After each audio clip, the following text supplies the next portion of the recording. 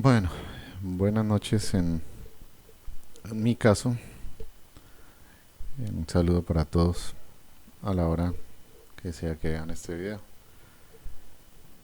Continuamos entonces con el tema de los recursos, habiendo ya visto cómo son las providencias judiciales, cómo éstas se notifican y después de la notificación ustedes saben que corre el término de ejecutoria, término dentro del cual se pueden interponer los recursos ordinarios, obviamente.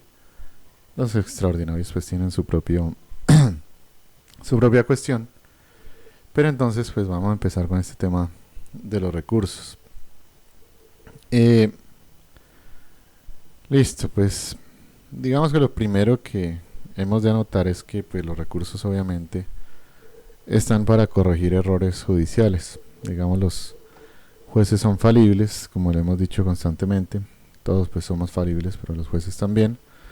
Y por lo tanto pues existe este mecanismo que es para corregir los errores judiciales, que se llaman recursos.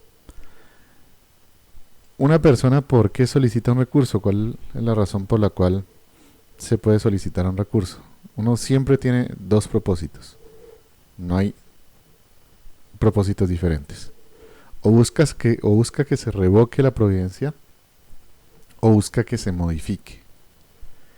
Entonces, digamos que esos son los únicos propósitos que puede tener el recurrente.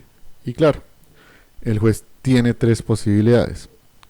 Puede atender la petición y revocar, atender la petición o modificar, o por último, puede confirmar la decisión. Serían las tres posibilidades de un juez.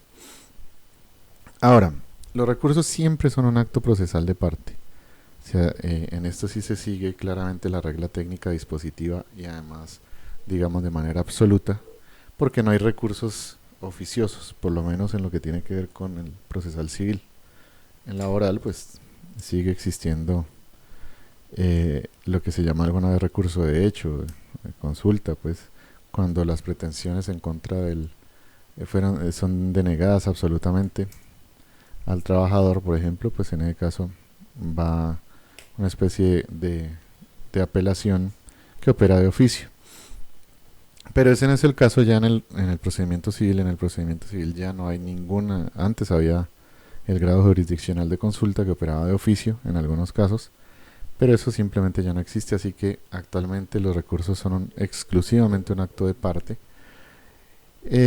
Y también es bueno que entendamos, ya lo dijimos en su oportunidad, pero aquí lo reiteramos, entendamos que un recurso es algo muy diferente de una aclaración, corrección o adición de una providencia, que lo vimos en su oportunidad. Y allá también dijimos, ojo, que estos no son recursos, son otro mecanismo también para corregir errores de los jueces, pero que no son lo mismo que un recurso. Y por eso es que la aclaración, la corrección o adición pueden operar de oficio, porque precisamente no son recursos. Los recursos actualmente son un acto exclusivamente de parte y por eso pues no cabe un recurso oficiosamente. Y entonces no quiere decir eso que como la aclaración, corrección y edición pueden operar de oficio, entonces ahí hay una contradicción. No hay ninguna contradicción porque la aclaración, corrección o adición no son recursos y por eso pues tienen esa diferencia. Entonces reitero, en el tema de los recursos opera exclusivamente la regla técnica dispositiva pues actualmente en nuestro procedimiento del Código General. Listo. Ahora, todo recurso tiene unos requisitos de procedibilidad. Es decir, cuando hablamos de requisitos de procedibilidad, lo que estamos diciendo es qué requisitos deben darse para que un recurso se tramite. La palabra clave es tramitar. ¿Qué requisitos deben existir para que un recurso se tramite? Ojo, no para que el recurso tenga éxito, es decir, para que ustedes logren revocar o modificar una providencia. No, simplemente para que el recurso se tramite. Que tenga éxito o no el recurso, pues eso es harina de otro costal. Te reitero, los requisitos de procedibilidad son aquellas exigencias formales para que se tramite el recurso, lo que no debe confundirse con el éxito del recurso, que es otra cosa, que es cuando ustedes ya logran que la providencia se modifique o se revoque. Para lograr eso, pues ustedes desde el punto de vista del fondo del recurso, pues tendrán que haber argumentado lo suficiente para demostrarle al juez de segunda instancia, por ejemplo, que el juez de primera se equivoca, porque en realidad sí existían los elementos de la responsabilidad civil. En cambio, cuando hablamos de procedibilidad del recurso, de lo que hablamos es que si ese recurso se debe tramitar o no se debe tramitar, reitero que son cosas totalmente diferentes. Entonces, ¿qué requisitos existen para que el recurso se tramite? ¿Qué requisitos? Y esos son los requisitos de procedibilidad. Por ahí hay algunos profesores que usan un acróstico con estos requisitos. La verdad no me lo sé, no me lo enseñaron así, pues nunca me preocupé por aprendérmelo, pero me imagino que búscanlo por internet y saldrá fácilmente el acróstico. Acróstico, esas palabras que se forman con las iniciales de un grupo de palabras, pues para memorizárselas, como una forma mnemotécnica, pues de acordarse de las cosas, como hacen los médicos, pues para acordarse de los huesos del cuerpo. Pero reitero, no me lo sé, y pues ahí sí me disculpan, búscalo por internet, que eso no va a ser fácil no va a ser difícil de hallar. Entonces, primer requisito de procedibilidad. Ojo, estos requisitos son concurrentes, quiere decir que tienen que darse todos, no es uno o varios o la mayoría, tienen que darse todos. Si falta alguno, pues entonces el recurso no podrá tramitarse. El primer requisito que ustedes tienen que observar para que se tramite un recurso es el requisito de la capacidad. Este requisito se divide en dos. Una cosa es la capacidad como derecho de postulación, es decir, quién puede interponer un recurso, y eso solo lo puede hacer el abogado o aquella persona que tenga el derecho de postulación, si es que ustedes están litigando en causa propia, por ejemplo, porque es de mínima cuantía, o pues en los casos que se puede litigar sin ser abogado, que los vimos en su oportunidad. ¿Qué es necesario? ¿Qué requisito es necesario para que ustedes puedan interponer recurso? Pues que tengan derecho de postulación, por ser abogados o por estar en una de las situaciones que vimos que se puede litigar sin ser abogado. Pero segundo, recuerden que en algunos casos la capacidad procesal de las partes para interponer recursos puede estar limitada. Un caso que vimos nosotros fue el caso de la coadyuvancia. Recuerden que el coadyuvante puede ejercer los actos que quiera como parte libremente, pero tiene un límite, y es que el coadyuvado, aquella persona con la cual tiene la relación sustancial que puede verse afectada indirectamente por el proceso, el coadyuvado puede inhibir los actos del coadyuvante. Y entonces, por lo tanto, puede que el coadyuvante proponga un recurso y el coadyuvado le inhiba ese recurso y diga que ese recurso no va. El coadyuvante levanta la mano y dice: interpongo el recurso de apelación.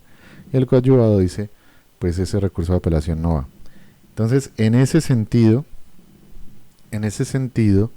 pues recuerden eso, que hay algunas partes que tienen la capacidad para interponer recursos limitada, y entonces pues en ese caso pues no iría el recurso si se lo inhiben.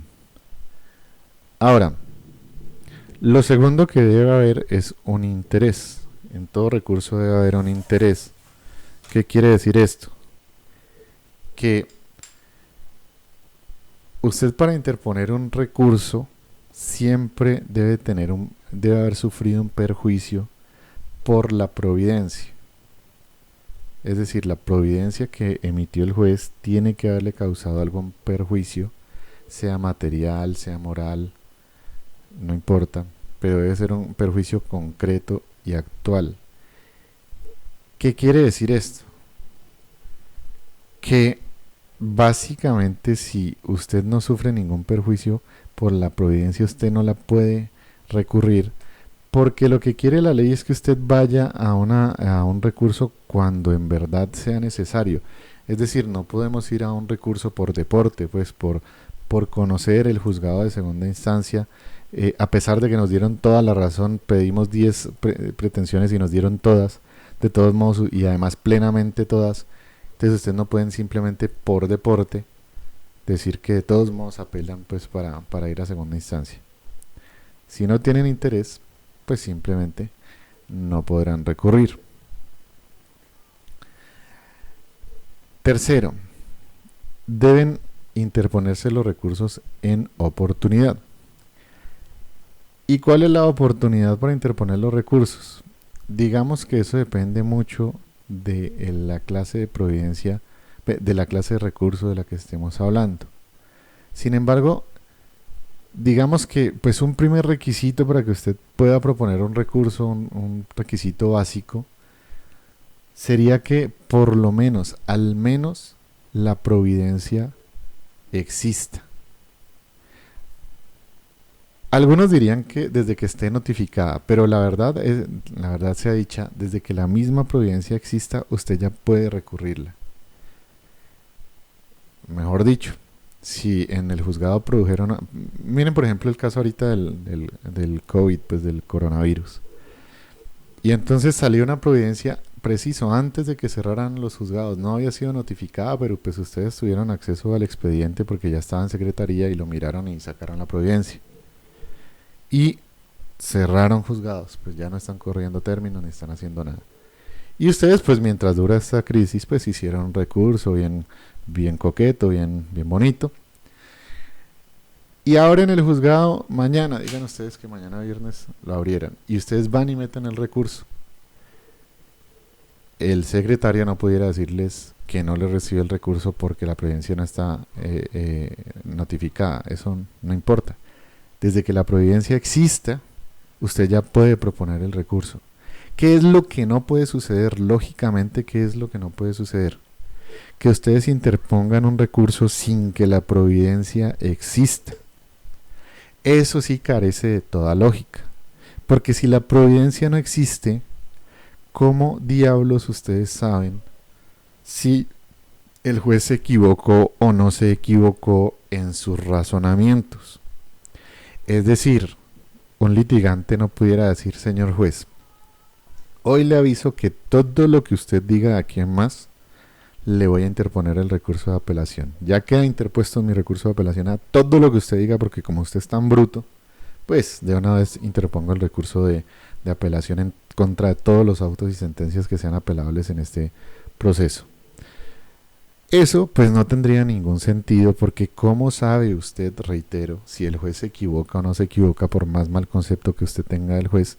¿Cómo sabe usted si el juez se equivoca o no se equivoca si no ha visto la providencia? Me pasa por ejemplo cuando entrego los exámenes a mis estudiantes, cuando hago los exámenes. Y entonces pues hacemos la evaluación, un día nos reunimos y tal y responden pues el cuestionario y me lo entregan. Y yo normalmente pues resuelvo los exámenes ahí mismo, en la misma clase. Entonces digo tal. Y entonces de una vez el estudiante se para y, doctor, usted se equivoca por esto y por lo otro, y que mi examen y lo vas a revisar y tal. Y siempre les digo lo mismo. Muchacho, déjeme calificar, déjeme mirar, incluso reflexionar a ver si es que me equivoqué o no.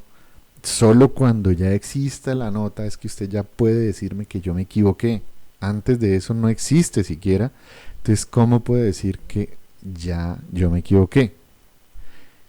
Pero reitero, esto proviene de la simple lógica de que si la providencia no existe, pues usted no puede evaluarla para decir si se equivoca o no se equivoca. Así que lo mínimo que tiene que existir en la mayoría de casos es que la providencia exista.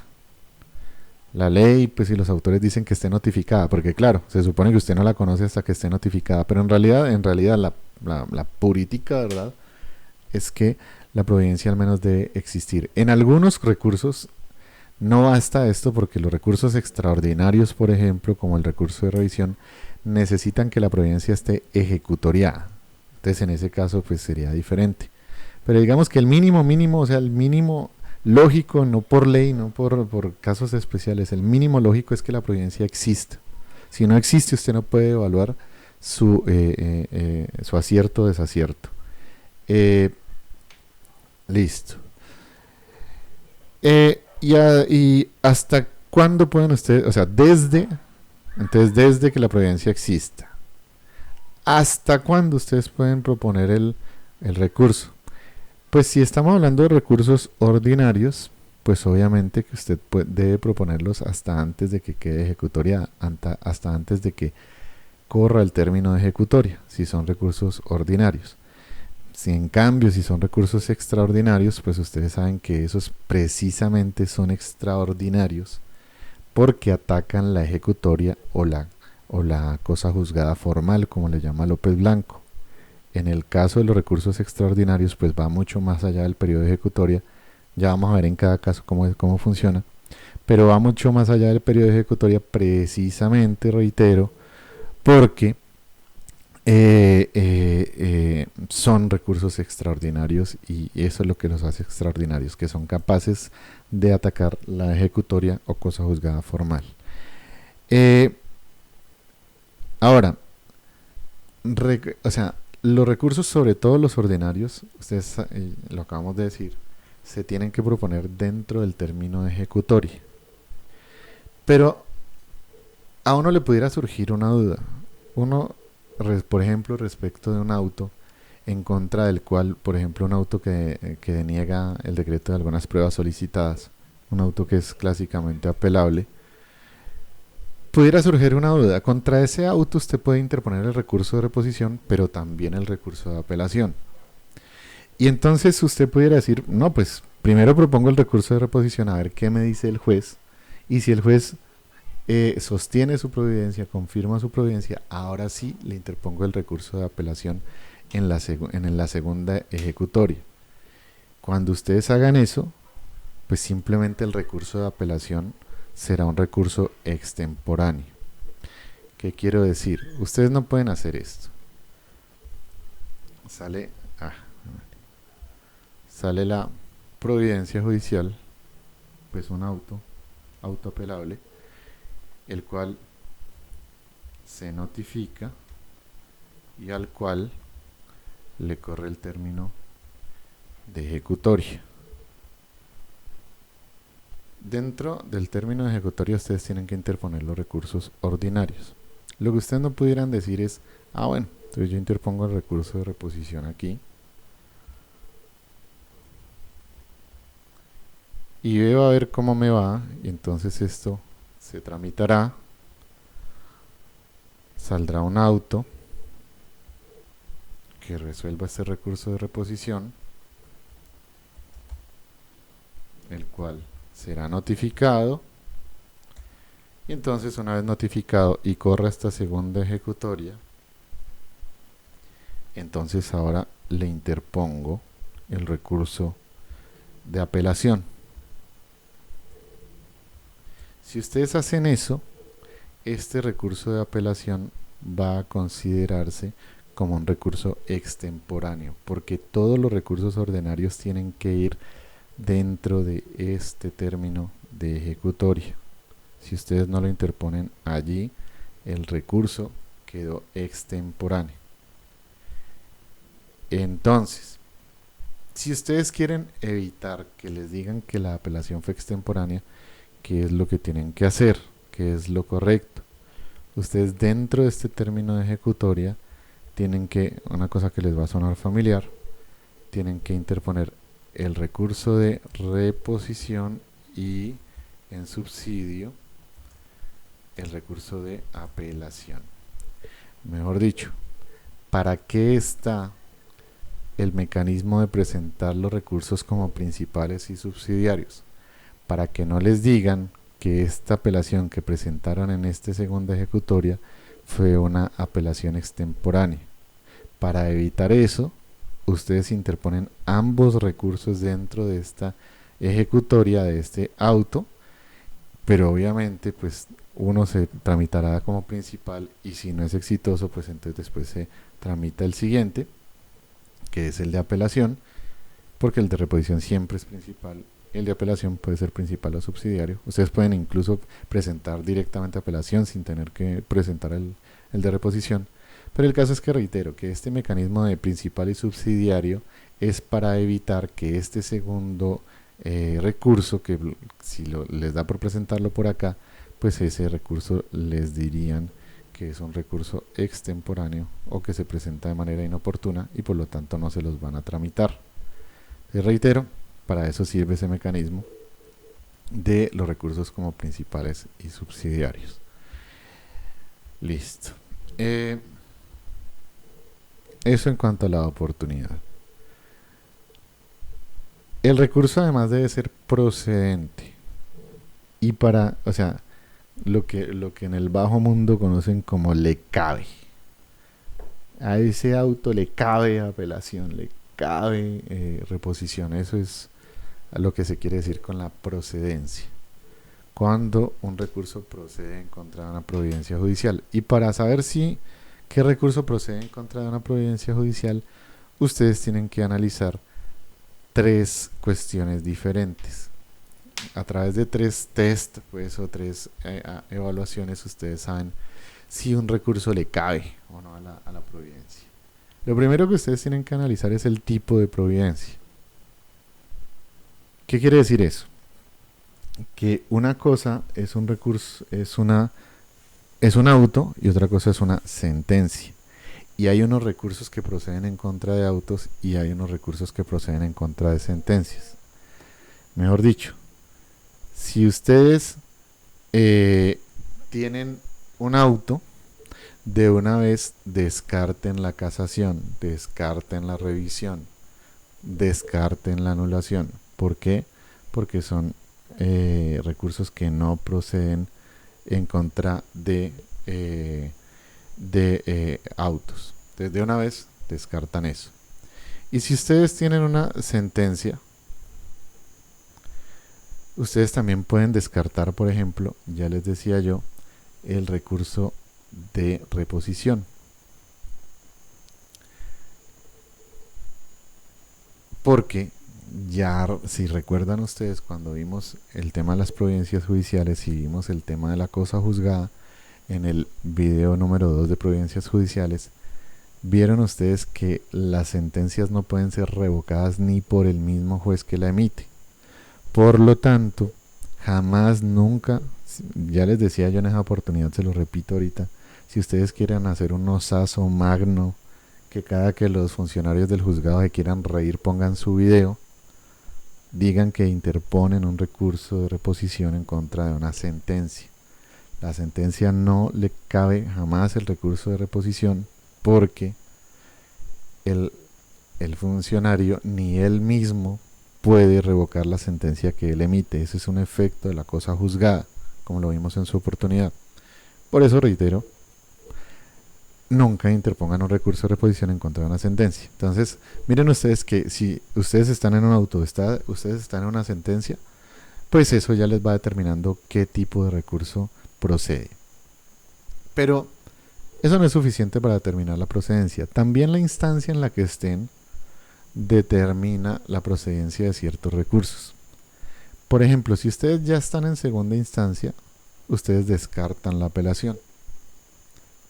Si ustedes están en primera instancia, descartan la casación. Si ustedes están en única instancia, descartan apelación, descartan casación también. Entonces, reitero, también la instancia les va a determinar que un recurso va o no va. Reitero, si ya están en segunda instancia, ni piensen en apelación. Definitivo, clarísimo. Digamos, es casi tan obvio que ni habría que decírselo. Pero, pues, ese es el asunto. La instancia también determina qué clase de recursos serán los procedentes. Y por último, el contenido de la decisión también muchas veces determina si un auto es apelable o no es apelable. Les pongo un ejemplo. Cuando ustedes presentan una demanda, el juez tiene 2 opciones, o admitirla o rechazarla. Tiene también la opción de inadmitirla, pero eso es una decisión digamos, temporal, porque tiene que llegar a una de dos conclusiones: o admite o rechaza la demanda. No puede decir una cosa diferente el juez. Entonces, dependiendo del contenido de ese auto, el auto será apelable o no es apelable. ¿Qué quiere decir? Si el auto dice admítase la demanda, el auto no es apelable. Si el auto dice rechácese la demanda, ese auto sí es apelable. ¿Por qué razón?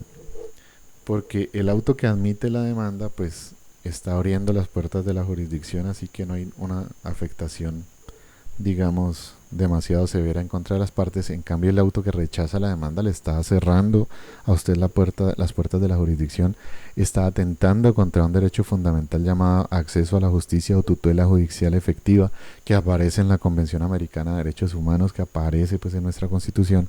Así que pues el legislador considera conveniente que cuando se rechaza una demanda, ese auto sea apelable, no el que la admita, porque el que rechaza cierra las puertas de la jurisdicción.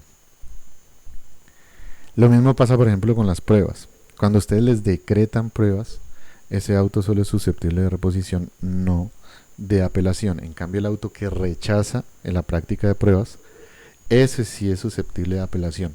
¿Por qué razón?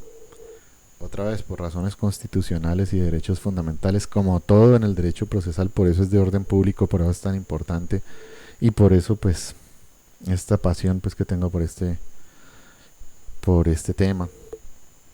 El asunto es que si a ustedes les admiten y les decretan una prueba, pues la ley dice no, no hay ningún problema, no, le estamos permitiendo el derecho de defensa, le estamos permitiendo el derecho de contradicción, el derecho a aportar y a contradecir pruebas, así que ¿en qué lo afectamos? Así que si la otra parte se va a quejar, solo reposición. Pero en cambio, si a usted no le decretan una prueba, ahí sí el legislador considera que esa es una decisión, digamos, grave, porque atenta contra esos derechos fundamentales, el derecho de contradicción, el derecho de aportar y contradecir pruebas, el derecho a defenderse.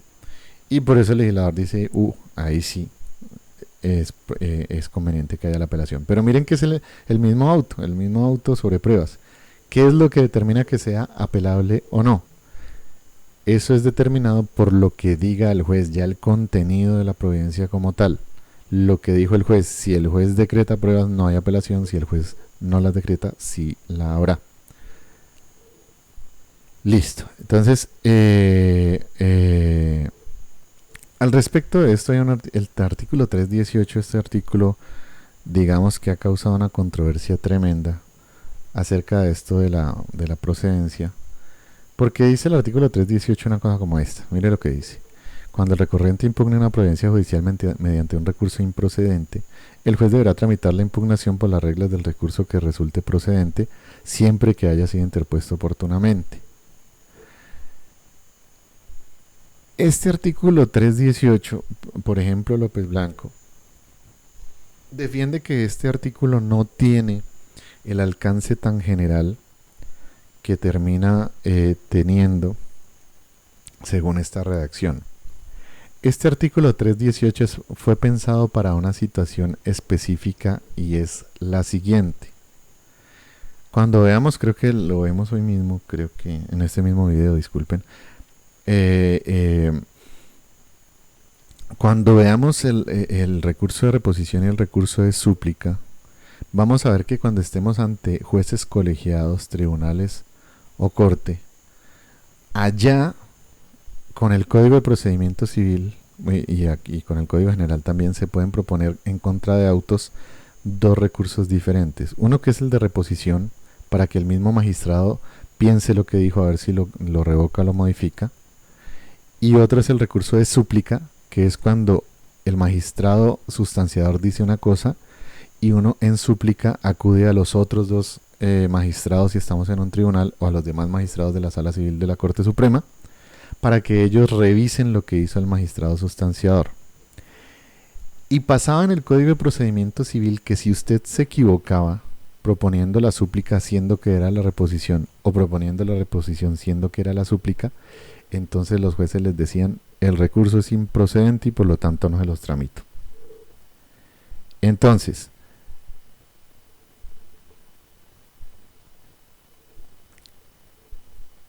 Eh,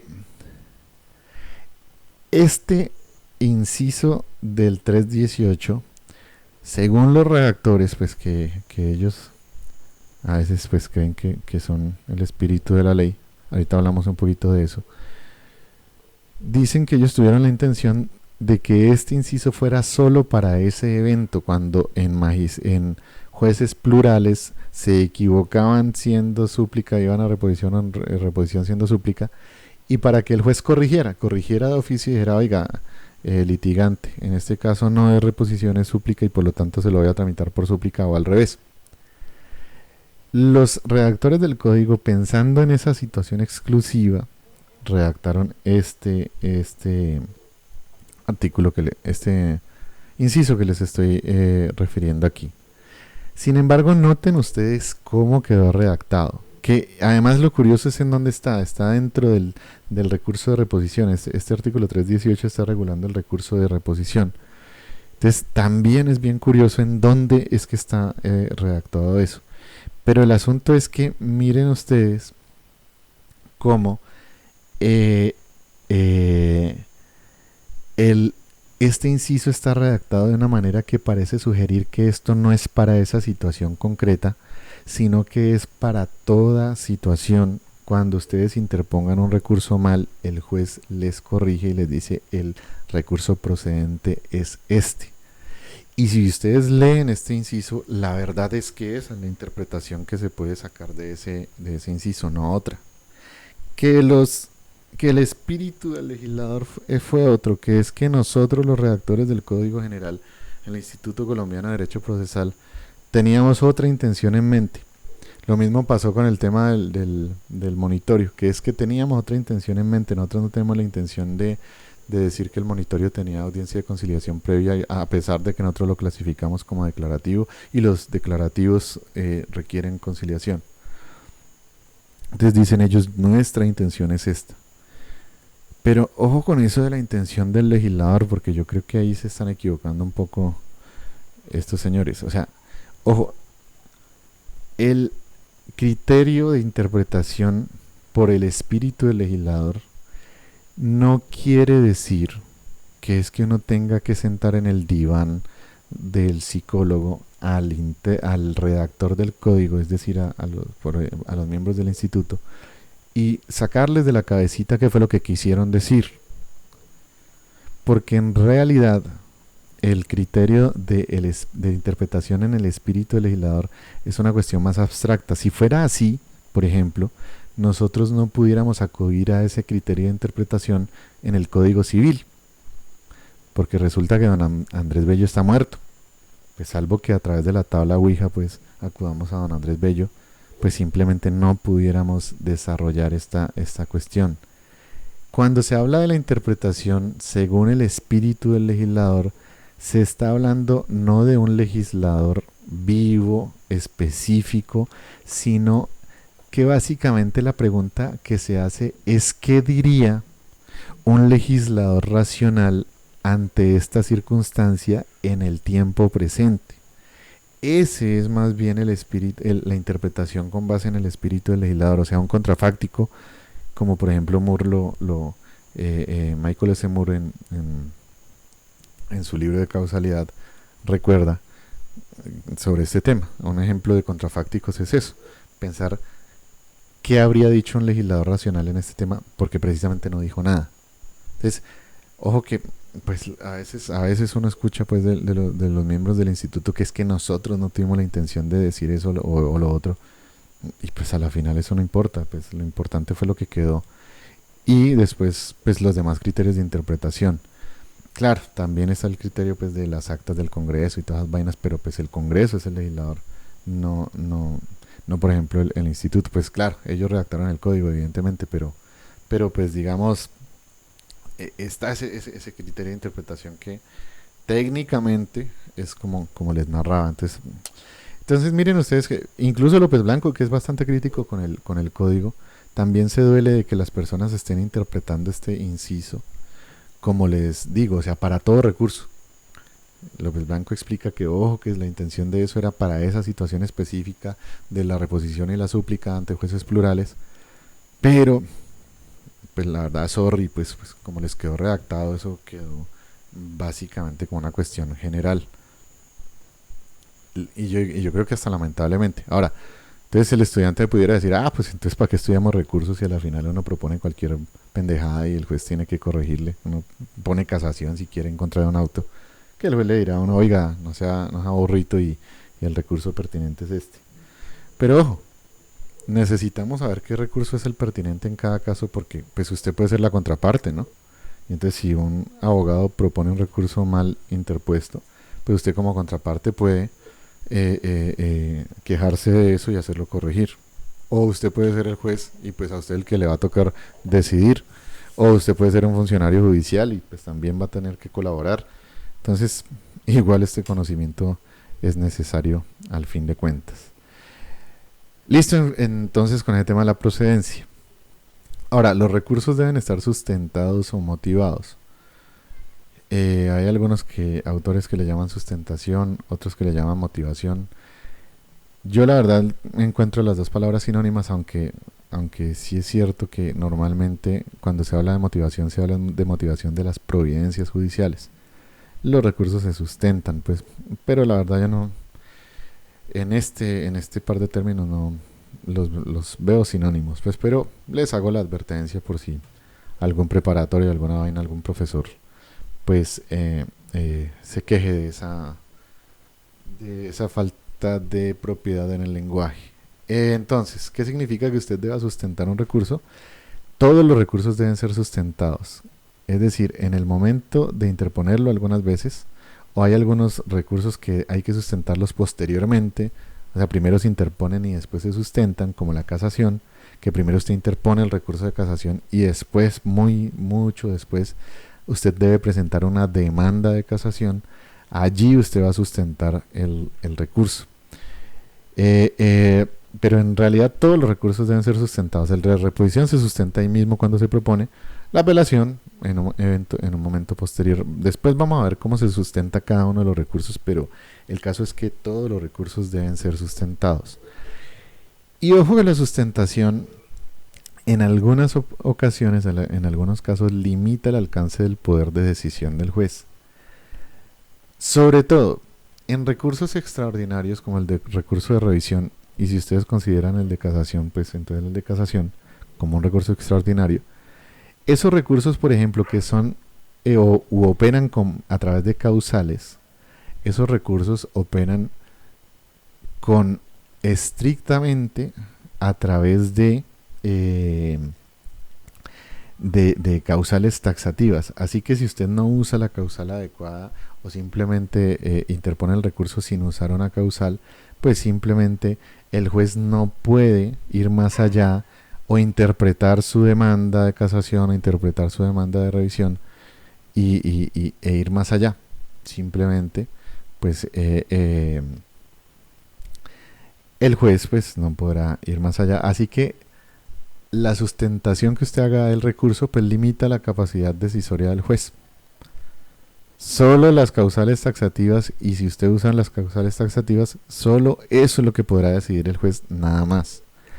Ahora, si bajamos a otros recursos, como el de la apelación, la cuestión no es tan severa, pero de todos modos tiene sus requisitos. Por ejemplo, en la apelación actualmente, o sea, antes se decía que la apelación era panorámica. ¿Qué quiere decir eso? Que ustedes interponían el recurso de apelación y el juez de segunda instancia podía revisar todo el proceso. Así, o sea, así se excediera de las quejas que usted tuviera a través del recurso. Usted se quejaba de que tal o cual cosa estaba mal y el juez revisaba esas dos cosas y además todo el proceso si quería, porque el recurso pues era un recurso panorámico. Pero actualmente la apelación es un recurso por ataques, o sea que usted tiene que formular, como dice la ley, reparos concretos en contra de la sentencia y el juez solo podrá observar esos reparos concretos. Ojo, salvo que la apelación venga de ambas partes. En ese caso el juez otra vez queda liberado de revisar enteramente el proceso. Pero, en principio, ustedes, si ustedes interponen un recurso de apelación actualmente y se quejan de dos cosas, por ejemplo, no se quejan de que se denegaron ciertas pretensiones, sino solamente del monto de una pretensión que sí les reconocieron. El juez no pudiera revisar esas pretensiones denegadas, sino solamente el tema del monto, porque los reparos limitan el poder decisorio del juez.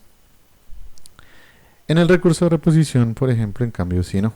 O sea, ustedes interponen el recurso de reposición con su sustentación, pero eso no limita el poder decisorio del juez. El juez puede ir más allá de lo que ustedes piden. Entonces, depende del recurso, ustedes, la sustentación que ustedes hagan limita lo que el juez puede decir o no. Sin embargo, lo que sí tiene que quedar claro es que todo recurso debe ser sustentado, todo recurso tiene que tener sustentación o motivación, si no, pues simplemente pues, no se va a tramitar. Y por último, los recursos para ser tramitados usted tiene que cumplir con las cargas procesales. En ocasiones hay que realizar ciertos esfuerzos normalmente, pues hay eventos así extraños, por ahí veremos un ejemplo, donde la carga la cumple la otra parte, pero normalmente es el recurrente el que debe cumplir con las cargas, y si no cumple con las cargas, con un esfuerzo que tiene que realizar, el recurso dejará de tener efecto, se considerará desierto, se considerará pues básicamente desistido. Entonces, por ejemplo, si algún recurso les exige copias y ustedes no pagan las copias, pues entonces el recurso se les considerará desierto, como si ustedes lo hubieran desistido. Entonces, reitero, hay algunos recursos que requieren el cumplimiento de ciertas cargas. Uno pudiera hablar de un numeral 7, pero en realidad no es un requisito. Pero sí quisiera conversar al respecto. Un siguiente requisito es que uno pudiera decir que los recursos siempre deben tener un error, o usted siempre debe observar un error para poder interponer un recurso. Mejor dicho, la lógica, la lealtad procesal indica que usted, si no observa un error en la decisión del juez, porque recuerden que los recursos es para corregir errores, si usted no observa un error, pues básicamente usted no debería proponer el recurso. Sin embargo, no puedo poner ese requisito como un requisito de procedibilidad, porque simplemente en la realidad eso no es cierto. Teóricamente eso es cierto, pero en la realidad eso no es cierto. Piensen ustedes en esto, que eso por ahí López Blanco lo explica en un pie de página, lo recuerdo. Dice López Blanco, por ejemplo, respecto al recurso de apelación. Usted le dictan sentencia de primera instancia y usted está ante la disyuntiva de proponer un recurso de apelación o no. Y usted como litigante escucha lo que dice el juez y usted dice, oiga, este señor juez sabe mucho de derecho definitivamente. Qué sentencia tan perfecta. A este señor lo poseyó los Masó, Domay Potier, Capitán, Kelsen, todos a la vez, de hecho. Y esta sentencia básicamente es un tratado de derecho que debería ser publicado y debería ser estudiado por milenios. Y pues yo qué apelación le voy a proponer a eso si no noto que haya un error en la providencia. Un abogado pudiera decirse eso y pudiera hacer eso. Decir simplemente no interpongo el recurso porque no noto que haya un error en la providencia. De manera seria, sopesada, pudiera decir eso. Pero si un abogado hace eso, ¿qué le va a pasar? Le va a pasar que su cliente le va a preguntar, oiga, ¿y usted por qué no propuso un recurso? Que usted no se puede hacer nada, ¿ok? Y usted le va a explicar, no, mire, sí se podía el recurso de apelación, pero la verdad es que la sentencia es tan buena que ¿para qué? ¿Qué le va a decir ese cliente? Pues si no le zumba el brazo, va a salir directamente al Consejo Superior de la Judicatura y les va a poner una denuncia por el incumplimiento de sus deberes como abogados. Y cuando lleguen allá, y les armen un proceso eh, y les armen un proceso disciplinario, ¿ustedes qué van a llegar a decir allá? Le van a llegar a decir al señor Consejo Superior de la Judicatura: señores Consejo, el seccional, pues, señores Consejo, vea, yo no propuse el recurso porque es que resulta que la providencia que dictó el juez es una cosa casi perfecta, y yo por qué voy a interponer un recurso en contra de algo que considero no se comete ningún error. Y esa sería su defensa, claro. Pero ¿qué le va a decir el consejo? ¿Qué le va a decir la sala disciplinaria? Pues mientras exista, a ver si algún día se crea este organismo disciplinario con la reforma constitucional. ¿Qué le va a decir el juez disciplinario? Le va a decir: ¿y usted qué sabe? ¿Y usted qué sabe? Si hubiese propuesto el recurso, ¿quién sabe si en segunda instancia, el juez de segunda instancia, hubiese revocado la decisión? Usted tenía que proponer el recurso y por lo tanto usted incumple con sus deberes como abogado, sancionado disciplinariamente. Por lo tanto, ¿qué tiene que hacer el abogado siempre que está en oportunidad de apelar? Apelar. Así no vea razones, así no vea motivos para apelar, así considere que la sentencia fue producida por seres alados, va a tener que apelar o va a tener que proponer el recurso que sea, porque o si no, reitero, puede estar expuesto a sanciones disciplinarias. Entonces por eso les decía que no es un recurso, no es un requisito de procedibilidad encontrar un error dentro de la providencia. Debiera hacerlo, teóricamente debiera hacerlo, pero en la práctica no pudiera pues uno como profesor aconsejarles una cosa así. Entonces tendrían que proponer el recurso para evitarse sanciones disciplinarias. Listo, entonces con eso ustedes ya saben que pueden o no proponer un recurso. Y listo. Ahora, los recursos se clasifican de la siguiente manera. Los recursos pueden ser principales y subsidiarios, los recursos pueden ser ordinarios y extraordinarios, y los recursos pueden ser horizontales y verticales. ¿Cuándo un recurso puede ser principal y subsidiario? Ya lo vimos. Para evitar problemas de oportunidad en la presentación de recursos, cuando dos recursos diferentes se deban proponer dentro de la misma oportunidad, pero para no ser incoherentes y proponerle dos recursos que tienen trámites diferentes al juez, uno lo que hace es proponerle al juez un recurso como principal y el otro como subsidiario. Principal, por ejemplo, el de reposición; subsidiario, el de apelación. Como ejemplo, porque también sucede con la queja: principal recurso de reposición, subsidiario queja, que lo vemos en su oportunidad. Entonces reitero, este mecanismo de principales y subsidiarios, hay recursos que son principales por naturaleza. El recurso de reposición siempre va a ser principal, porque primero le decimos al juez: oiga, piense lo que hizo, y ya, si usted sigue de terco, vamos con su superior. Entonces reitero, el de reposición, su naturaleza es ser siempre principal. En cambio, el de queja, por ejemplo, su naturaleza normalmente, hay un evento donde es principal, pero su naturaleza es que siempre es subsidiario. Primero va el de reposición, después el de queja. Y pues el de apelación puede ser principal o puede ser subsidiario. Ustedes pueden presentar apelación directamente sin el recurso de reposición, o reposición y subsidio apelación. Pero te reitero, esta clasificación obedece a ese problema de la oportunidad para presentar recursos, y para que no nos consideren algunos recursos presentados extemporáneamente.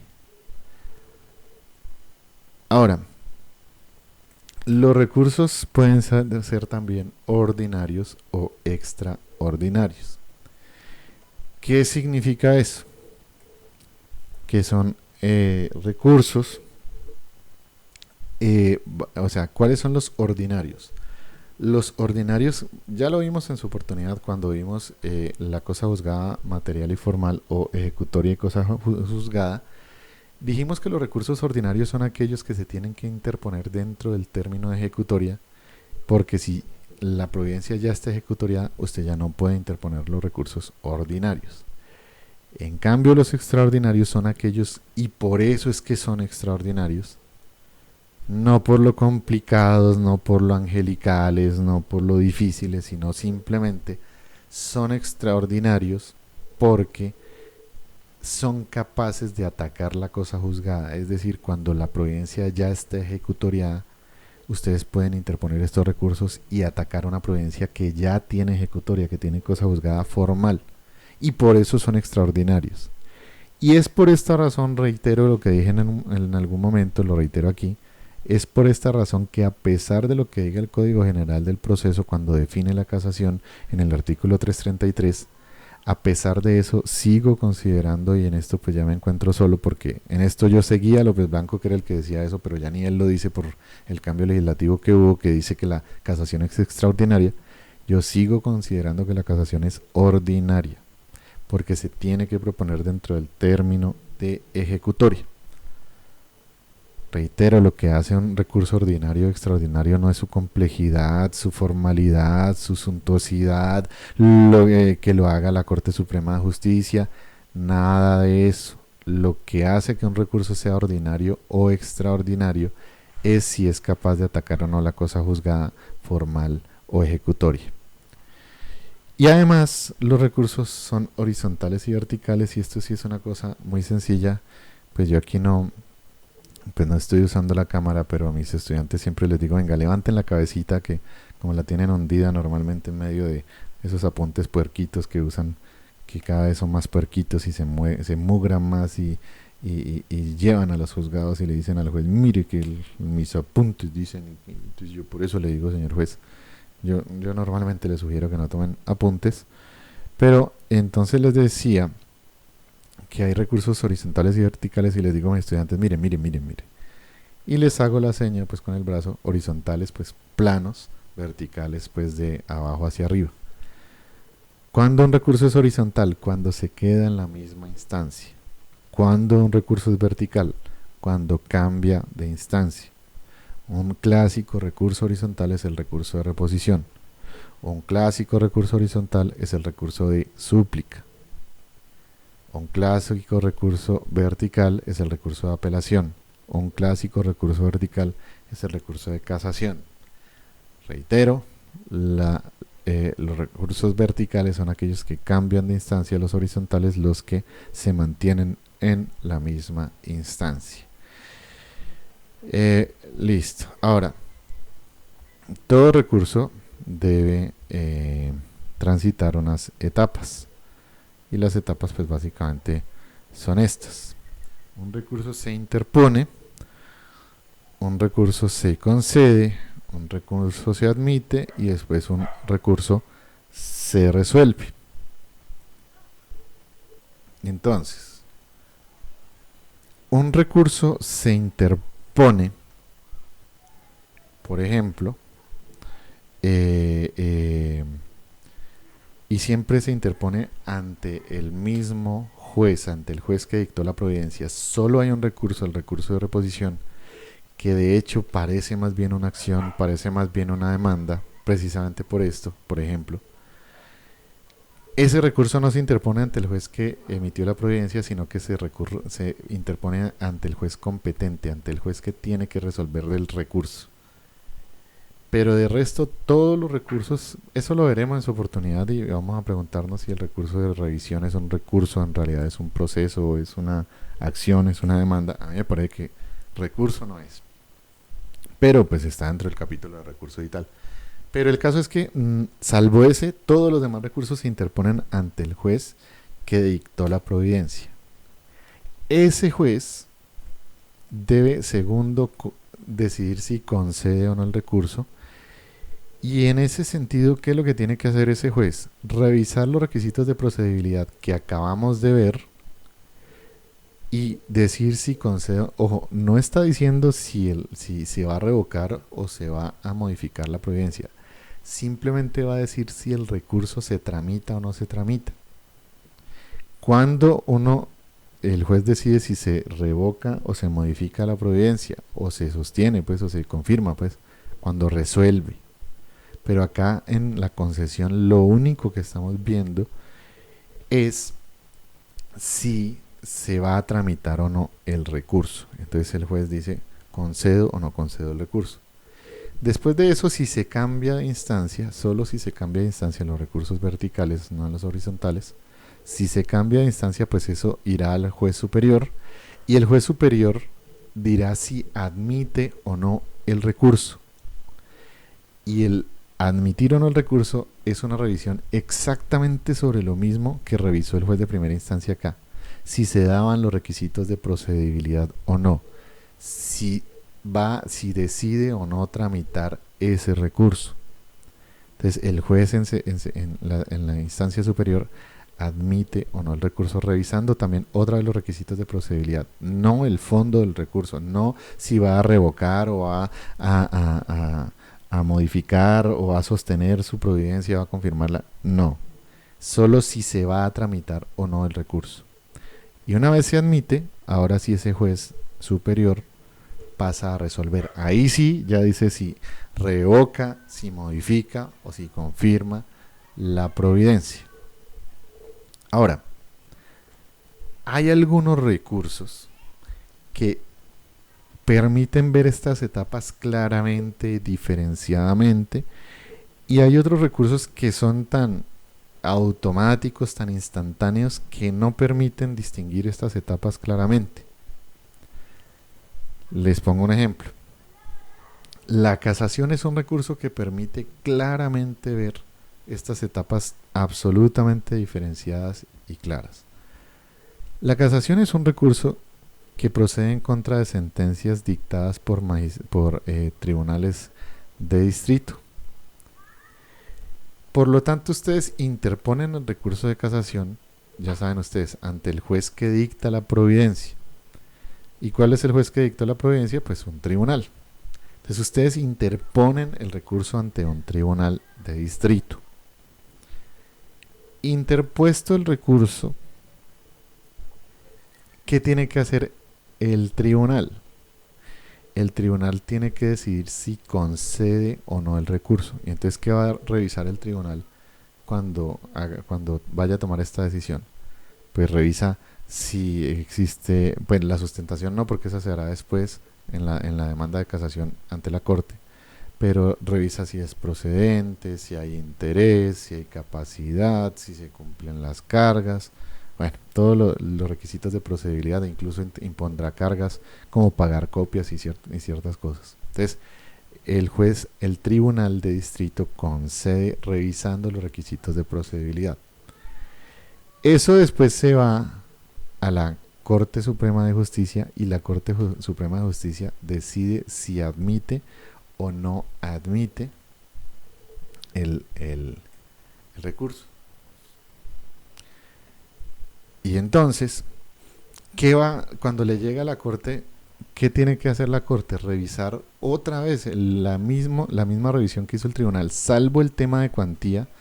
Bueno, y esto según la ley, porque pues ya vi un auto de la Corte Suprema de Justicia que revisaba el tema de la cuantía, a pesar de que el Código General del Proceso le dice que eso no lo puede hacer. Pero eso lo veremos en casación más claramente, pero el caso es que la Corte arriba admite el recurso, es decir, revisa si se dan todos los requisitos de procedibilidad, y si se dan todos los requisitos de procedibilidad, entonces admite el recurso. Y una vez admitido, entonces le dice a la parte que presente su demanda de casación, es decir, que lo sustente, la sustentación vendría como por acá, y el juez pasará, la Corte Suprema de Justicia pasará a resolver el recurso, es decir, a decir si va a casar o no va a casar la sentencia, que casar es novismo pendejo para decir simplemente si va a revocar o no va a revocar la providencia o si la va a modificar o no. Entonces, pues a la hora de resolver dirá si modifica, si confirma o si revoca la providencia dictada por el tribunal. Entonces miren ustedes que en el recurso de casación se ven claramente diferenciados estos pasos. No obstante, en el recurso de revisión, el de reposición, disculpen, miren ustedes que esos pasos normalmente no se ven diferenciados, aunque a veces puede que se vean. Cuando usted interpone un recurso de reposición, ¿ante quién le interpone? Como todo recurso, ante el juez que dictó la providencia. Y normalmente, ¿qué pasa cuando usted interpone el recurso de reposición? Que el juez inmediatamente pasa a resolver. Es decir, que estos pasos no se ven de manera diferenciada o clara. Además que conceder o admitir, en ese caso, pues como es un recurso horizontal, pues no son dos pasos diferenciados, sino que serían uno solo. El juez concede o no concede el recurso. Entonces, reitero, en el recurso de reposición normalmente usted ve que usted interpone el recurso y el juez pasa a resolver. ¿Qué quiere decir eso? ¿Qué quiere decir cuando el juez pasa directamente a resolver? Que tácitamente le concedió el recurso. O sea, esa etapa sí se dio, solo que se dio de manera tácita. El juez no se lo dijo, pero pues el juez cuando le empezó el trámite, cuando le da traslado a la contraparte, pues ahí está diciendo que concede el recurso. Pero reitero, normalmente esta etapa no se ve palpable. ¿Cuándo sí se ve? Por ejemplo, en un recurso de reposición. Cuando usted interpone el recurso y el juez le dice no se lo concedo. ¿Por qué? Porque, por ejemplo, interpusieron el recurso de reposición en contra de un auto que inadmite la demanda. Y ese auto, como lo vimos en su oportunidad, no posee ningún recurso. Entonces, si usted interpone en el recurso de reposición, pues simplemente pues el juez no se los va a conceder. En ese caso, sí van a ver ustedes que en una reposición ustedes ven que se interpone y que no se concede. Entonces ahí pueden ver las etapas diferenciadas. Pero reitero, normalmente en el recurso de reposición, ¿las etapas se dan?